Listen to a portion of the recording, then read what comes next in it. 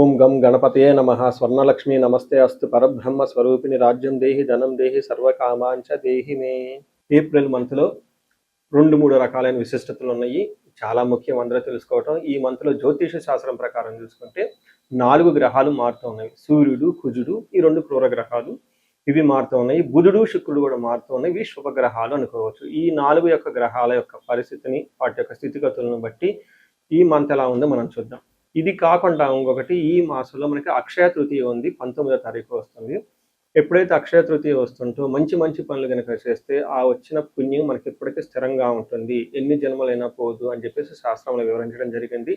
ఇంకా అందరికి బాగా నానుడు ఏంటంటే ఆ రోజు ఏ పని కనుక చేస్తే మనకి స్థిరంగా ఉంటుంది. అందుకని బంగారం కొనుక్కోవటము, పవిత్రమైన వస్తువులు కొనుక్కోవటము, దాన ధర్మాలు చేయటం అనేది ఇంకా చాలా విశిష్టత కలిగిన గొప్ప గొప్ప మనకి అవకాశాన్ని జీవితంలో ఎదగటానికి ఈ రోజు అనేది పుణ్యప్రదంగా ఉంటుంది అని గమనించాలి. ఇవి కాకుండా ఈ మంత్ వచ్చేటప్పటికి 15 డేస్ వచ్చేటప్పుడు చైత్ర మాసంలో, ఇంకొక 15 డేస్ వైశాఖ మాసంలో ఉంటుంది. వైశాఖ మాసంలో ఉదక కుంభదానం అంటారు. అంటే పేరు ఏంటంటే చాలా టఫ్గా పెద్దగా ఉంటుందండి. సింపుల్ లాంగ్వేజ్లో చెప్పంటే వాటర్ బాటిల్స్ అనుకోవచ్చు. ఉదకం అంటే నీళ్లు, కుంభం అంటే పొట్టుకున్న పాత్ర. ఈ పాత్రలో కలిపి ఆ దానం కనుక చేయగలిగితే దాన్ని మహాపుణ్యం వస్తుంది అని చెప్తారు. అంటే ఎన్నో రకాల కర్మలన్నింటినీ ఇది పోగొడుతుంది అని చెప్తారు. ఉదాహరణకు మేము మా క్లయింట్కి ఒకళ్ళకి బెంగళూరులో ఈ ఉదక కుంభదానాన్ని 2-3 సంవత్సరాల క్రితం చేస్తాము. ఏం చేయాలి, ఒక రాగి చెంబు తీసుకొని దాని నుంచి మంచి నీళ్లు పట్టుకొని అందులో ఒక యాలక్కాయ కానీ ఒక లవంగా కానీ వేసి దానికి కొంచెం పట్టిక కానీ ఏదైనా బెల్లం కానీ అందులో కొంచెం కలిపేసి ఆ చెంబుకి లేదంటే ఆ పాత్రకి మనం పసుపు కుంకుమ పెట్టి ఆ పాత్రతో సహా ఎవరికైనా సద్బ్రాహ్మణులు కానివ్వండి, వేద పండితులు కానివ్వండి, పితృ సమానులు కానివ్వండి, లేదా గురువు సమానులకు సంబంధించిన వాళ్ళకి కానీ మనం ఆ పాత్ర దానం చేయగలిగితే దాన్ని ఉదక కుంభదానం అంటారు. ఇలా చేయగలిగితే సూపర్. అలా చేయలేని వాడు కూడా దానికి మీరేం నిరుత్సాహపడిన అవసరం లేదు. 2 years బ్యాక్ ఎప్పుడైనా ఒక వీడియోలో చెప్తే ఇది ఏం చెప్పానంటే వాళ్ళకి వాటర్ బాటిల్స్ దొరుకుతాయి. మనకి చలివేంద్రాలని అవి ఇవిని పెడుతూ ఉంటారు పూర్వకాలంలో. ఇప్పుడు ఆ రోజు అలా పెడితే ఎవరు వాటిని కూడా చూడరు, తాగరు. ఎందుకంటే ఎక్కడ మనం ఏ కంటామినేటెడ్ వాటర్ తాగుతాము, ఏమవుతుంది, ఏ హాస్పిటల్కి వెళ్తే మళ్ళీ 2-3 వేల బిల్లు అవుతుందని చెప్పేసి అందరూ భయపడుతూ ఉంటారు. కాబట్టి బెస్ట్ థింగ్ ఏంటంటే బ్రాండెడ్ వాటర్ బాటిల్స్ ఉంటాయి. అవి చక్కగా తీసేసుకొని అందరికి దానం చేసుకుంటా వెళ్ళిపోతూ ఉంటే అదే పుణ్యం వస్తుంది. ఇప్పుడు కాలమాన దేశ పరిస్థితులకు అనుగుణంగా మార్చి చేసుకుంటే చాలా బాగుంటుంది. ఇది నేను చెప్పడంతో 2 years బ్యాక్ ఒక లేడీ నాకు ఫోన్ చేసి మీరు చెప్పిన ఉదక కుంభదానాన్ని వాటర్ బాటిల్స్ నేను నా ఆఫీస్ నా కార్లో పెట్టుకొని తీసుకుని వెళ్ళానండి. అందరికి చక్కగా ఇచ్చుకుంటూ వెళ్ళిపోయాను. అందరు థ్యాంక్స్ చెప్పారండి అని చెప్పారు. ఇలా మీరు చక్కగా నీళ్ళని, వాటర్ బాటిల్స్ వీటిని కనుక దానం చేస్తే చాలా చాలా కలిసి వస్తుంది. సో ఇప్పుడు మనం ఎలా ఉంది ఈ రాశి ఫలాన్ని మనం చూద్దాం. తులారాశి వారికి ఏప్రిల్ 2026లో చూస్తే మనకి ఎలా ఉందంటే వీళ్ళకి చాలా బాగుంది అని మనం చక్కగా చెప్పుకోవచ్చు. 100కి 85% ఏప్రిల్ మంత్లో తులారాశి వాళ్ళకి చాలా బాగుంది. ఇది ఒక హ్యాపీ న్యూస్ గమనించుకోవాలి. అంతేకాకుండా వచ్చే జూన్ వరకు కూడా మీకు ఇంకా చాలా చాలా బాగుంది. మనం పంచాంగం ఫలితాల్లో కూడాను మన రాశి ఫలాలు కూడా చెప్పుకోవడం జరిగింది. ఇందులో ఈ రాశి వాళ్ళకి చిత్త 3-4 పాదాలు, స్వాతి 1-2-3-4 పాదాలు, విశాఖ 1-2-3 పాదాలంతా తులారాశిలో ఉంటారు. మీకు ముందుగా చెప్పిన విధంగా 4 గ్రహాలు మారటంతో ఈ 4 గ్రహాల మార్పు వీళ్ళకి చాలా పాజిటివ్గా ఎలా ఉంటుందని గమనించాలి. ఏ విధంగా? ఫస్ట్ 15 డేస్ శత్రు నాశాంత, అంటే శత్రువులు అనేవాళ్ళు ఎవరు ఉండరు, వాళ్ళంతా వాళ్ళే మీ దగ్గరలో నుంచి దూరంగా వెళ్ళిపోతారు. అంతేకాకుండా తీర్థయాత్రలు చేసే అవకాశం ఎక్కువగా ఉంటుంది, సంపదలు వచ్చే అవకాశం ఉంటుంది, విజయప్రదంగా ఈ మాసం అంతా చక్కగా ఉంటుందని మీరు గమనించాలి.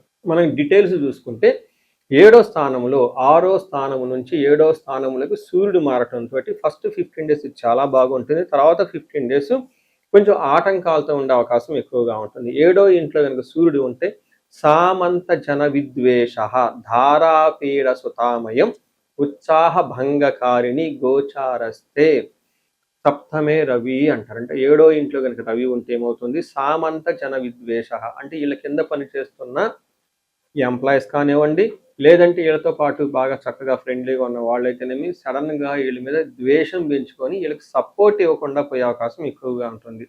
అంతేకాకుండా ఉత్సాహ భంగకారిణి, మీరు ఎనర్జెటిక్గా మంచి ఎనర్జెటిక్ ఒక హై లెవెల్ అంబిషన్తో ముందుకు వెళ్ళిపోదామని పెద్ద పెద్ద ప్లానింగ్లు పెట్టుకొని ముందుకు వచ్చి కూర్చుంటే మీకు ఏదో ఒక విధంగా మీ యొక్క ఉత్సాహాన్ని అనగగొట్టడానికి మిమ్మల్ని అనవసరమైన ఆటంకాలు క్రియేట్ చేసే వాళ్ళు ఎక్కువ ఉంటారని గమనించాలి. కానీ కుజుడు 6వ స్థానంలో ఉండటంతో ఒక బెస్ట్ టైం, ఒక బెస్ట్ ప్లేస్లో కుజుడు మాత్రం ఉన్నారు. ఏమవుతుంది, కుజుడు 6వ స్థానంలో అంటే వస్త్రలాభం, ధాన్యలాభం, ధనలాభము, యశాస్తద అంటే కీర్తి ప్రతిష్టలు చక్కగా ఉంటాయి.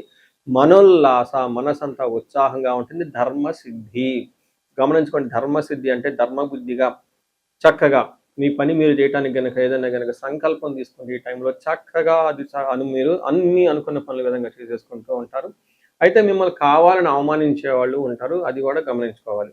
8వ స్థానంలో శుక్రుడు ఉండటంతో ఇది ఇంకా చాలా చాలా చక్కగా ఒక పాజిటివ్ ఎనర్జీ అయితే మీకు తీసుకొస్తుంది.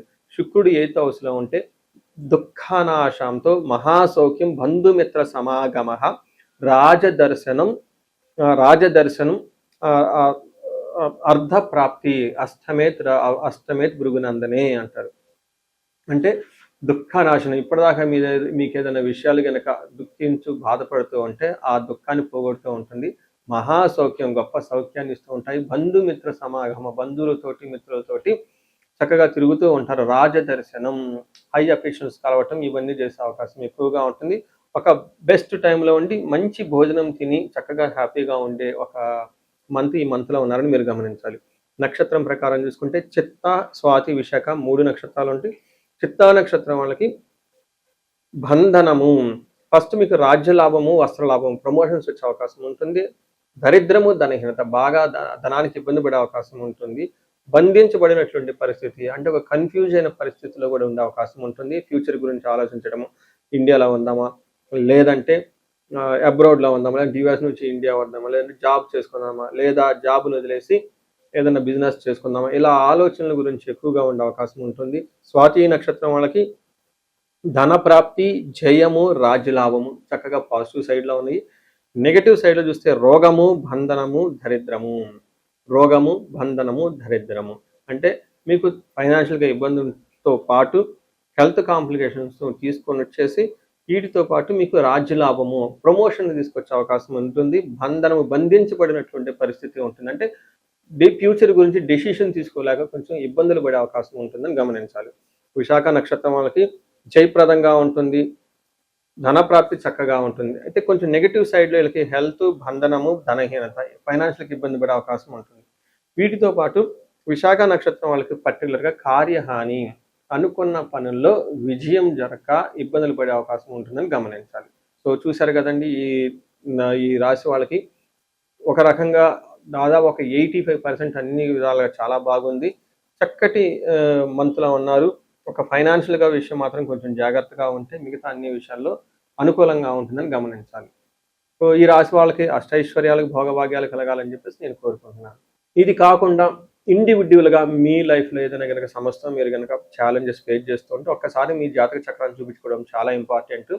ఎవరికైతే ఏజ్ 35 to 40 ఉండి కెరియర్లో చాలా బాగున్నారు, తర్వాత అకాడమిక్స్లో చాలా బాగా రాణించారు, అనుకోకుండా అన్ఎక్స్పెక్టెడ్గా ఈ టైంలో మీరు కొన్ని ఇబ్బందులు పడుతున్నారు, తర్వాత కెరీర్ అంతా ఆగిపోయింది, విషయం ఏంటో మీకు అర్థం కావట్లేదు, లేదంటే రకరకాల ప్రాబ్లమ్స్ ఉన్నాయి కానీ మీరు ఫేస్ చేస్తూ ఉంటే ఈ టైంలో జాతకం చూపించుకోవాల్సిన ఆవశ్యకత అంతా ఉంటుంది. మీకు ఎవరికైనా ఆర్థికంగా బాగా ఇబ్బందులు ఉంటే స్వర్ణలక్ష్మి విశేష హోమం చేయించుకుంటే చాలా బాగుంటుంది. శత్రు బాధలు విపరీతంగా ఉన్నారు, కోర్టు వ్యవహారాల ప్రాబ్లంగా ఉంది అనుకుంటే చండీ హోమము, నవచండీ హోమం, చండీ పారాయణ చేస్తే చాలా బాగుంటుంది. ఇవి కాకుండా ఇంకా ఎవరికైనా మీకు భార్యాభర్తల మధ్య అన్యోన్యత గురించి అన్యోన్య దాంపత్య పాశుపత అభిషేకం చేయించుకోవటం, ధనం నిలబడటానికి కుబేర పాశుపత అభిషేకము, హెల్త్ కాంప్లికేషన్స్ ఉంటే ఎవరికైనా అమృత మృత్యుంజయ పాశుపత అభిషేకము, హోమాలు ఇవన్నీ చేయించుకుంటూ చాలా బాగుంటుంది. సో ఎక్కడికైనా సరే మీకు ఏదైనా సమస్య అనిపించినా, పిల్లలు అకాడమిక్స్లో రాణించుకోవాలన్నా కానీ వాళ్ళకి సంబంధించి మేధా దక్షిణామూర్తి హోమాన్ని జపం చేయించుకుంటే చాలా బాగుంటుంది. సో మీకు ఇందాక చెప్పిన విధంగా 35 to 45 ఉండి సరిగ్గా గ్రోత్ లేకుండా ఉంటే ఒక్కసారి మీ హారోస్కోప్ చెక్ చేయించుకొని ఏమైనా శాపాలు ఉన్నాయా, గ్రహ దోషాలు ఉన్నాయా అవి చూపించుకొని ఆ యొక్క సమస్య తీవ్రతను బట్టి రెమెడీస్, పరిహారాలు చేసుకోగలిగితే ఈ రాశి వాళ్ళకి జీవితం 10 రెట్లు ముందెళ్ళే అవకాశం ఎక్కువగా ఉంటుంది. ఈ రాశి వాళ్ళకి అష్టైశ్వర్యాలు కలగాలని, భోగభాగ్యాలు కలగాలని చెప్పేసి నేను కోరుకుంటున్నాను. నమస్తే.